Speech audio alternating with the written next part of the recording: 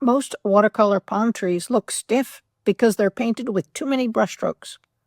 In this tutorial, I'll show you a simple technique for painting natural-looking palm trees using fewer, more intentional brushstrokes. Let's get started. I always like to begin with the background. Painting the ocean first helps me establish the colors and values for the rest of the scene. I'm using phthalo blue, the green shade, together with manganese blue, letting the colors blend directly on the paper. I also add a few soft violet shadows to the breaking waves and foam at the beach. This gives the water more depth. And I'm just using a small number 12 round to do that.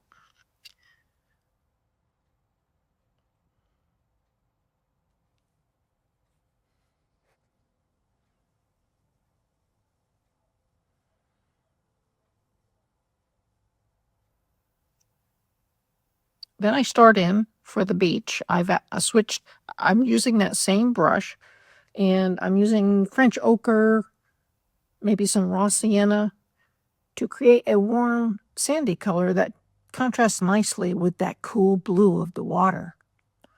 I vary the strength of the paint that I'm applying so that, it gives a little variety, and I lighten it as I go down the paper.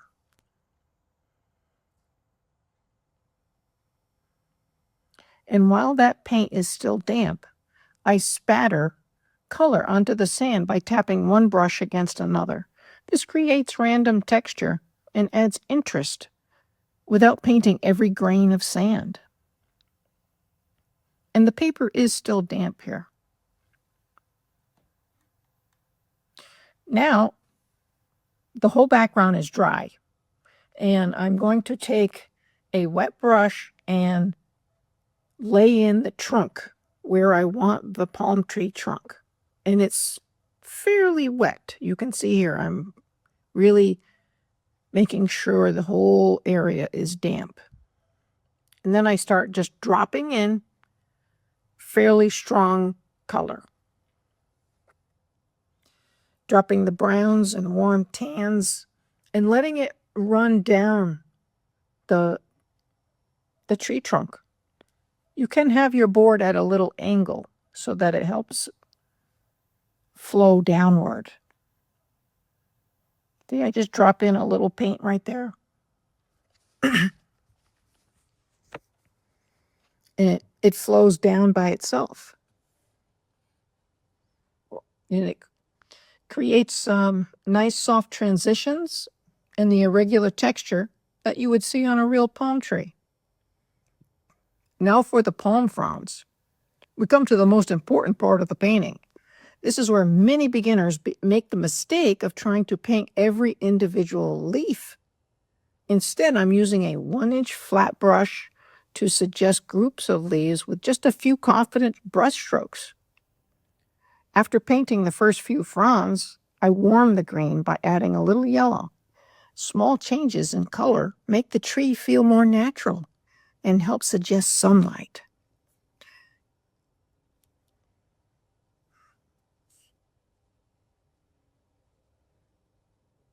So I'm mixing some of the yellow, and I'm coming back with a fully loaded brush again, and you can see the color difference. Basically the same technique. Small changes in color make the tree feel more natural and help suggest sunlight. As I continue adding the fronds, I vary the size, direction, and color. Nature isn't perfectly symmetrical, so the painting shouldn't be either. I take little edges of that 1-inch flat and just make little shapes to suggest fronds.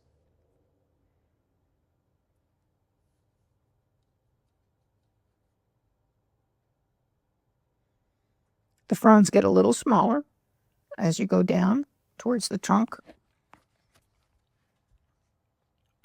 And then I'm going to add a few small, more of a tan or brown fronds that you often see on palm trees.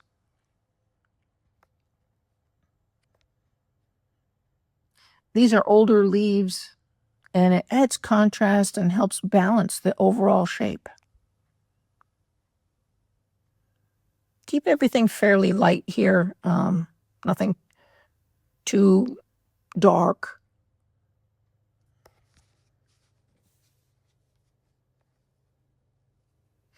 And now I'm going to scrape texture while the paint is still damp. I scrape into the surface with a palette knife to create this texture. This is much more effective than trying to paint every little detail. I also use the same technique on the trunk to suggest the rough texture of the bark.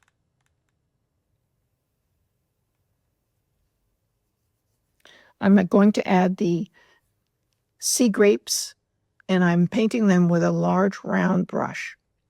I begin with the larger leaf shapes, then vary the color, size, and spacing to keep them looking natural.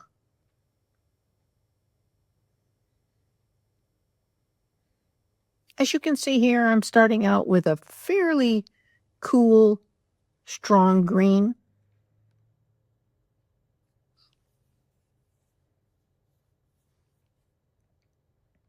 Working my way around that trunk, varying the direction and the size and shape and the color, just like you would see in nature.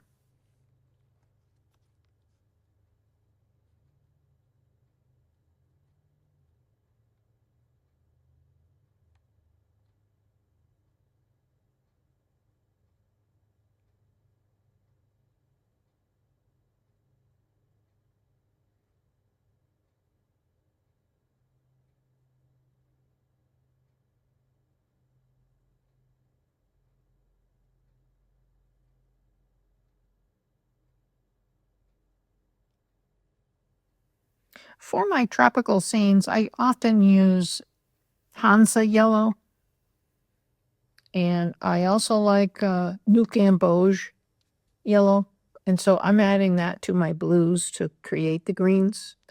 And also I do use that phthalo green sometimes. Otherwise, I mostly mix my greens. So I'm using that blue from the water with those yellows.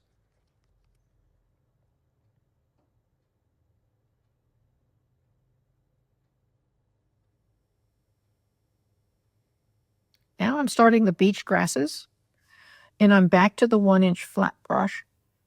And by using different edges of the brush and holding it almost flat against the paper, I can create a variety of natural grass shapes with very little effort.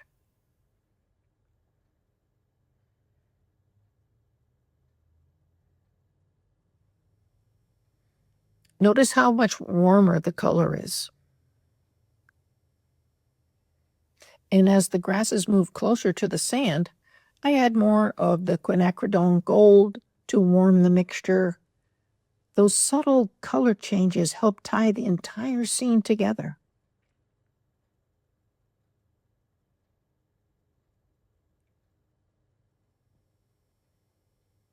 Holding the brush almost flat to the paper, I can create a variety of shapes in this foreground area, kind of skipping it across the surface.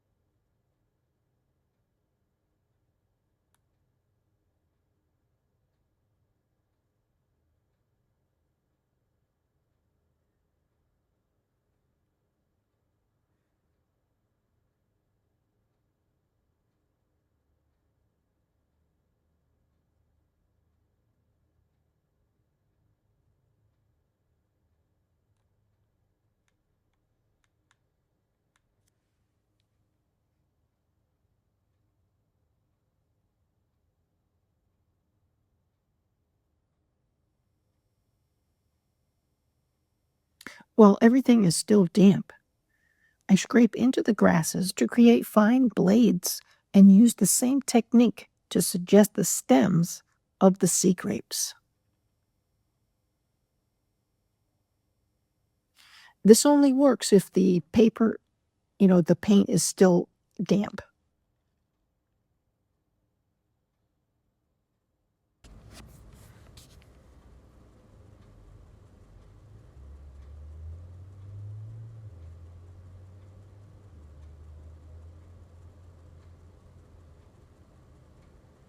I use a number 4 rigger brush or script brush to paint thin branches that connect the sea grape leaves. Then I add a few smaller leaves just to improve the overall shape and make the foliage feel more natural. To finish the painting, I continue adding a few soft shadows and extra sand texture using the same techniques you've already seen. Remember, the goal isn't to paint every detail. It's to use confident brushstrokes. Let the watercolor blend naturally and allow the viewer's eye to complete the picture. I hope you've enjoyed this tutorial. If it was helpful, please give the video a thumbs up and subscribe for more watercolor demonstrations. Thanks for watching, and I'll see you in the next video.